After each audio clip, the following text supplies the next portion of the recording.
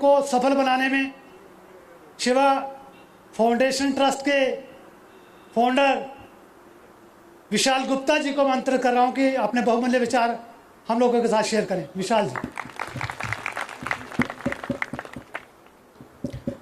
बहुत बहुत धन्यवाद आप सबका। कठुआ के समस्त सनातनी और राष्ट्रवादी लोग आज यहाँ रिवाज पैलेस में एक साथ इकट्ठा हुए, आप सबका बहुत बहुत धन्यवाद। राष्ट्र आराधना मंच के संस्थापक और इस कार्यक्रम के आयोजक श्री शशि शर्मा जी को मेरा नमस्कार। राष्ट्र आराधना मंच, इस संस्था के नाम में ही जो पहला शब्द है वो राष्ट्र है, और अगर इन तीनों शब्दों के पहले अक्षर को मैं अगर जोड़ूं तो राम बनता है। तो इस बेहतरीन नाम के लिए शशि जी का बहुत बहुत धन्यवाद। और धन्यवाद इसलिए भी करता हूं कि भारत की सबसे बड़ी शक्ति हमारे गुरु आदरणीय पुष्पेंद्र कुलशेष जी को आज कठुआ की पावन धरती पर बुलाया है। मैं आप सब लोगों का, संत समाज का, सभी सनातनी और राष्ट्रवादी लोगों का स्वागत एवं अभिनंदन करता हूं। ये जो शक्ति का शब्द मैंने इस्तेमाल किया, ये शक्ति 10 करोड़ लोग प्रत्यक्ष रूप से आदरणीय पुष्पेंद्र कुलशेष जी को सुनती है। आज देश में 10 करोड़ लोग प्रत्यक्ष रूप से टीम पुष्पेंद्र कुलशेष से जुड़े हैं। वो लोग आप में से भी हैं। वही लोग, वही शक्ति वो आप हैं। शक्ति वो है जो उनको सुनती है। वही शक्ति 10 करोड़ लोग we support Pushpendra Kulshesh official YouTube channel पे जाके इंतजार करती है कि कब उनकी अगली वीडियो आए। हम उस 3-3 घंटे की भी वीडियो को पूरा देखते हैं। ये वही शक्ति है जो हम सबको आज यहां पे इकट्ठे कर रही है। पुष्पेंद्र कुलशेष जी की एक बात को मैं यहां और कहना चाहता हूं कि हम सब लोग उनको इतना सुनते हैं, बस हम इंतजार कर रहे हैं कि वो कुछ कहें और हम खेल कर दें। मंच पर मौजूद रॉ के पूर्व डायरेक्टर कर्नल RSN सिंह साहब को मेरा प्रणाम। कर्नल साहब रणनीतिक, जियोपॉलिटिक्स, आंतरिक सुरक्षा और रक्षा विशेषज्ञ भी है। कर्नल साहब ने वैसे तो बहुत सारी किताबें लिखी हैं।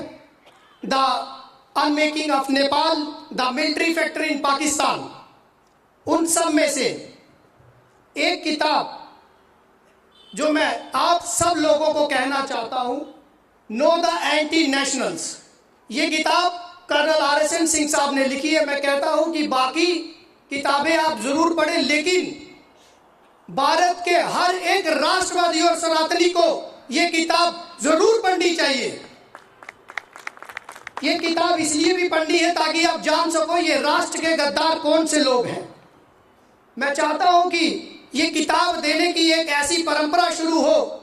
हम अपने बच्चों को, दोस्तों को त्योहारों पे किताब देने की एक परंपरा शुरू करें, जिससे बच्चों के अंदर एक ज्ञान की उत्पत्ति हो।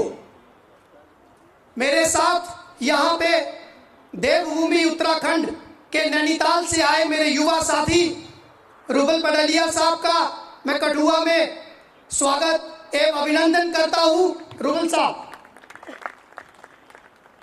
रुबल साहब की एक बात मैं आपसे बताना चाहता हूँ कि बिना लाग लपेट के फैक्ट्स और फिगर पे बात करते हैं और बौद्धिक रूप से मजबूत रुबल पडलिया साहब, इनको सुनने के लिए भी आज हम सब लोग यहाँ पे आए हैं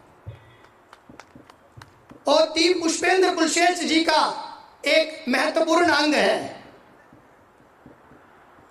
आज मैं अपने इस वक्तव्य में एक चीज जरूर आपसे कहना चाहता हूं कि मेरे वक्तव्य से ज्यादा महत्वपूर्ण यह भी है कि आज हम विश्व की महान हस्तियों को यहां सुने।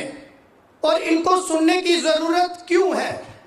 इनको सुनने की जरूरत इसलिए है कि हम जान पाए, हम वो जान पाए वो गद्दार कौन है देश के, हम जान पाए वो कौन सा सच है जो हम लोगों से इन गद्दारों ने छुपाया था।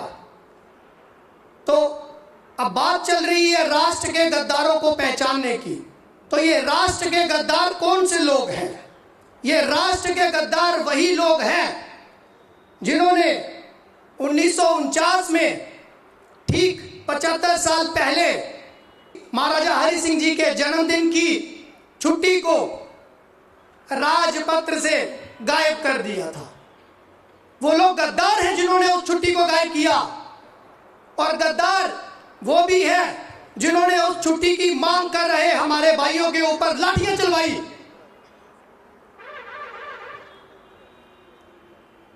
वो उनसे बड़े गद्दार हैं। और गद्दार वो लोग भी हैं जिन्होंने आज तक जम्मू कश्मीर में किसी हिंदू को सीएम नहीं बनने दिया। गद्दार वो लोग भी हैं जिन्होंने कश्मीर में सिर्फ आईडी कार्ड देख के सिर्फ हिंदू नाम के ऊपर उसके ऊपर गोली चलाई। गद्दार वो लोग भी हैं जिन्होंने बम बम बोले आंदोलन के समय हमारे लोगों पे गोलियां चलाई। आज तक हमारे लोगों पे एफआईआर और पीएसए चल रहा है। ये वही गद्दार लोग हैं जिन्होंने आज तक हिंदू देवी देवताओं को बदनाम करके, हिंदू देवी देवताओं को बदनाम करके जिहाद फैलाना चाहा। मैं बात कर रहा हूं रसाना की। जी हां, रसाना में हिंदू देवी देवताओं को, देवस्थानों को, हिंदुओं को बदनाम करने के लिए एक सबसे बड़ा षड्यंत्र रचा गया। षड्यंत्र, इस षड्यंत्र में मदद इनकी बॉलीवुड ने भी करी।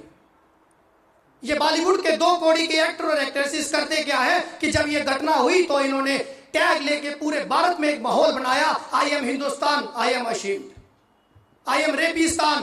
तो आप ये समझिए कि इनके एजेंडे को बॉलीवुड के भी कुछ लोग आगे बढ़ा रहे हैं। तो इन गद्दारों को इसलिए भी पहचानने की जरूरत है। ये गद्दार वो लोग हैं जिन्होंने रोहिंग्या को जम्मू कश्मीर में बसाया। मैं ऑन रिकॉर्ड करीब 98,000 रोहिंग्या की बात तो कर ही सकता हूं। ये गद्दार वो लोग हैं जिन्होंने 42,000 हिंदू मंदिरों को तोड़ा। और इनकी गद्दारी का आलम देखिए कि तोड़े तो हैं, तोड़ने के बाद उस पर टोपी भी लगाते हैं और तोड़ने के बाद ये आज भी जम्मू में मंदिरों को तोड़ रहे हैं, मूर्तियों को तोड़ रहे हैं। और ये गद्दारी देखिए कि हमारे बच्चे कहीं हनुमान चालीसा का बाहर अगर पाठ करते हैं तो उनको भी जेल में डाल दिया जाता है। तो मुझे लगता है कि जो इनको जेल में डाल रहा है वो सबसे बड़ा गद्दार है। गद्दार वो भी है जो भारतीय सेना पे कश्मीर में पत्थर मारता है। गद्दार वो भी है जो पत्थर मारता है वो सनातन पे भी हमला करता है। गद्दार वो भी है जो एक किसी गद्दार के दफ्तर में तिरंगा झंडा फहराने के बाद उसको, लड़के को जेल में डाल दिया जाता है। तो आप बताइए क्या ये गद्दारी नहीं है? महबूबा मुफ्ती के ऑफिस के ऊपर तिरंगा लगाने वाले हमारे एक साथी को जेल में डाला जाता है। तो क्या तिरंगा लगाना गद्दारी है? और गद्दारी, और देखिए कि इस गद्दारी को मैं यूं कहना चाहता हूं कि ये गद्दारी जो एंटी हिंदू 370 इन्होंने जम्मू कश्मीर में लागू करी, ये सबसे बड़ी गद्दारी है। ये जो इन्होंने गुंडागर्दी करी, मैं इसके ऊपर एक बात आपको कहना चाहता हूं। 370 इन्होंने अपनी गद्दारी तो दिखाई ही दिखाई, उसके साथ साथ वाल्मीकि समाज, हमारा हिंदू वाल्मीकि समाज, वेस्ट पाकिस्तानी हिंदू रेफ्यूजी, उन लोगों को कभी अधिकार नहीं दिए उनके साथ अत्याचार करे। और आज ये बात मैं इस मंच से कहना चाहता हूं, क्या जो वाल्मीकि हिंदू समाज के लिए जो नियम कायदे इन्होंने बनाए थे, क्या आज वो नियम महबूबा के लिए लागू कर सकते हैं हम लोग? क्या हमें वो करने चाहिए? जी, आप सब लोग बताइए मुझे, क्या वो नियम लागू होना चाहिए महबूबा के लिए भी? तो जोर से बोलिए ना, तो ताकत दिखाइए, अपनी सामूहिक शक्ति का प्रदर्शन कब करेंगे हम लोग? ये गद्दारी इसलिए भी है कि हम सब लोग सिर्फ सुनते हैं, लेकिन होना चाहिए। बहुत बहुत धन्यवाद, बहुत बहुत धन्यवाद, बहुत बहुत धन्यवाद। कुछ किताबें मैं आपको दो बातें कुछ और कहना चाहता हूं। सबसे पहली की ये कि आप यूं इसको समझिए कि देश के प्रधानमंत्री जब जम्मू कश्मीर में आते हैं तो उससे कुछ दिन पहले सिदरा में एक हमला हो जाता है। आप इसको जोड़िएगा, देश के प्रधानमंत्री आते हैं और सिदरा में आतंकी हमला होता है, गृह मंत्री आते हैं तो उधमपुर में आतंकी हमला होता है, और आदरणीय पुष्पेंद्र कुशवाहा जी की आज कठुआ में प्रोग्राम है, और 5 दिन पहले रेलवे स्टेशन जम्मू को उड़ाने के लिए 18 डेटोनेटर वहां पे मिलते हैं। आरएसपुरा में उसी दिन ड्रोन से हथियार फेंके जाते हैं। ये सब चीजें हमें समझनी पड़ेंगी। ये कुछ किताबें हैं जो मैं आज यहां पे आपको बताना चाहता हूं। शास्त्री जी के साथ क्या हुआ था, इस किताब को जरूर पढ़े। अनुज दर साहब ने ये किताब लिखी है।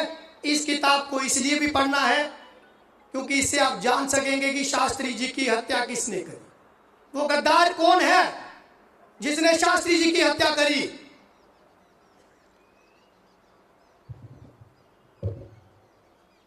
नेताजी, गुमनामी बाबा और सरकारी झूठ, श्री अनुज दर साहब ने ये किताब भी लिखी है।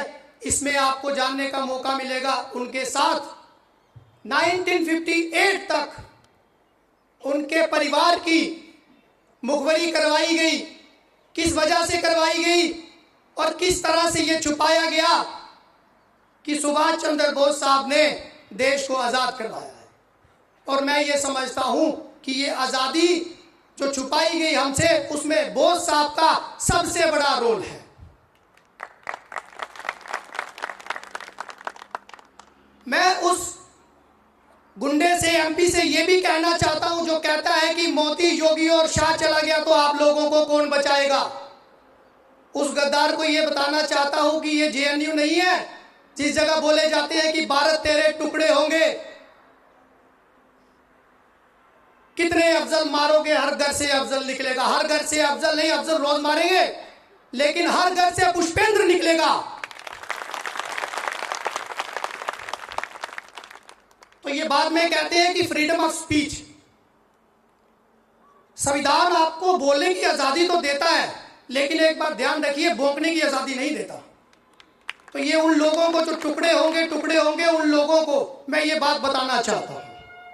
देश में 2 पार्टियां, एक 1885 और 2012 में, ये 2 पार्टियां जो बनी, इस देश की सबसे बड़ी गद्दार है। और मैं ये बात इस मन से खुले तौर पे कह रहा हूं। उदयपुर में कन्हैया लाल का गला काट दिया जाता है, किस वजह से काटा जाता है? क्या आपको समझ नहीं आई कि ये भी ये देश के गद्दार हैं, ये राष्ट्र के गद्दार हैं। हिंदू विरोधी फिल्में बना के बॉलीवुड अपना एक एजेंडा चलाता है। एक पीके मूवी आती है, उसमें पूछा जाता है कि ये धर्म का थप्पा कहां लगा हुआ है। मैं बताता हूं कहां लगा है। ये धर्म का थप्पा वहां लगा हुआ है जहां पे उस फिल्म में आमिर खान ने रेडियो रख दिया था।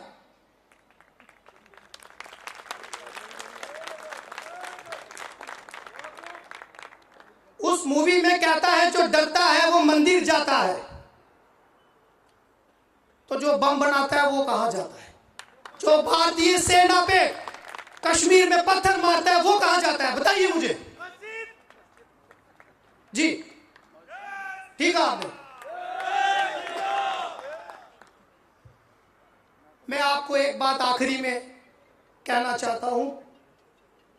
आप सब लोग, हम सब लोग यहां पे कर्नल साहब और पुष्पेंद्र साहब को सुनने आए हैं।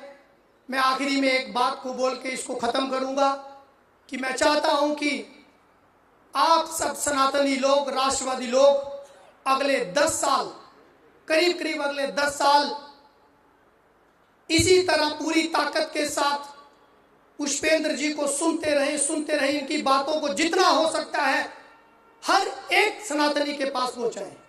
ये बात इसलिए भी कि देखिए, संदेश देने का तरीका होता है, कुछ चीजें हम सीधे तौर पे नहीं कह सकते। देश के प्रधानमंत्री 6-6 घंटे मंदिर जाते हैं, केदारनाथ जाते हैं,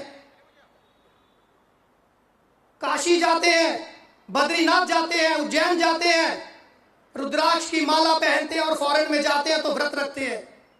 तो एक संवैधानिक पद पर, सबसे बड़े पद पर बैठ के अगर देश का प्रधानमंत्री आपको संदेश दे रहा है तो आपको समझ जाना चाहिए। कुछ चीजें वो आपको आके नहीं बताएंगे, वो आपको समझा रहे हैं। और मैं एक बात कहना चाहता हूं, भारत को पहली बार एक ऐसा प्रधानमंत्री मिला है जो देश भी चला रहा है और राष्ट्र भी बचा रहा है। बहुत बहुत धन्यवाद।